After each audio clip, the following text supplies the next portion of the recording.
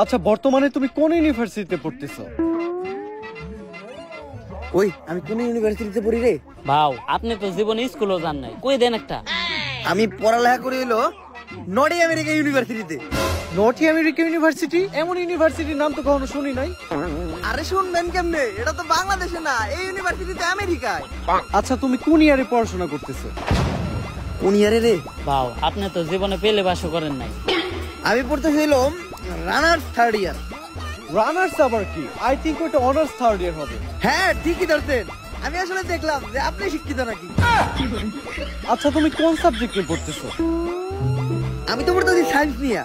ও মাই god, science! আচ্ছা, তুমি science বানান করো তো। সায়েন্স বানানো হইলো সরিষিকার সি আইএনসি সায়েন্স। আচ্ছা, তুমি সায়েন্সের কোন সাবজেক্ট নিয়ে পড়তেছো? সায়েন্সে আবার সাবজেক্ট হয়?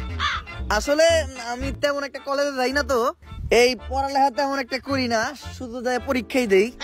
তাও আমি পড়তেছি হইলো ক্ষুধার্ত বিজ্ঞান নিয়ে। এই পড়ালেখার প্রশ্ন বাদ দেন।